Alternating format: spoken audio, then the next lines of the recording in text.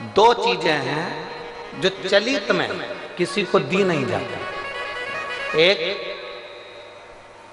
अपने घर का तवा, तवा जानते हो जिस पर रोटी बनाते हो, कोरा तवा है, उस पर आपने कभी रोटी नहीं बनाई है तो आप किसी को दे सकते हो, मना नहीं।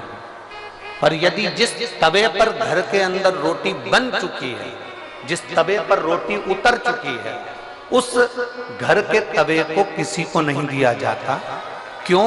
क्योंकि घर में जो बच्चे हैं वो बीमार के बीमार बने ही रहते हैं, वो कभी स्वस्थ नहीं हो सकते, कभी नहीं हो सकते। अगर एक बच्चा बीमार है तो दूसरा ठीक होगा, दूसरा बीमार है तो तीसरा ठीक होगा, तीसरा है तो चौथा बीमार पड़ेगा, ये निश्चित। दो चीजें चलित में किसी को नहीं दी जाती, एक तवा, दूसरे नंबर की कढ़ाई। घर में जो कढ़ाई होती है जिसमें आप सब्जी बना ली है, कोई सामग्री तल ली आपने, पूड़ी बना ली, कोई सब्जी बना ली, कोई हलवा बना लिया, सीरा बना लिया, कोई पदार्थ बना लिया।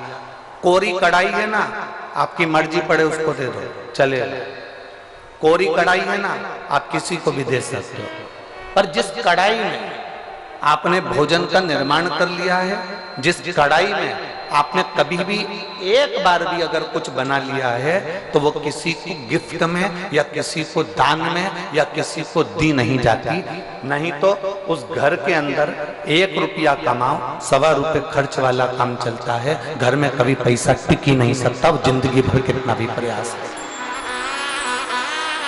वो अपने जीवन में कितना भी प्रयास कर ले, घर में पैसा नहीं टिकेगा। वो भले कुबेर का खजाना लेकर आ जाए, चाहे वो दुनिया का भंडार भर कर ले जाए, पैसा आएगा जाएगा, घर के अंदर टिक नहीं पाएगा। दो चीजें चलित में दी नहीं जाती।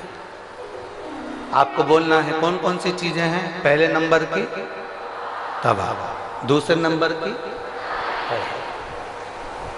हमारे यहाँ ये दो चीजें दी नहीं जाती, हम इसको देते नहीं, देना नहीं। हाँ, यदि वो कोरी है, उसमें ना रोटी बनाई गई है, ना उसमें कोई सामग्री बनाई गई है, अगर वो कोरी है तो आप दे दो। पर यदि एक बार भी अगर वो प्रयोग में आई है तो वो नहीं, उसको देते नहीं।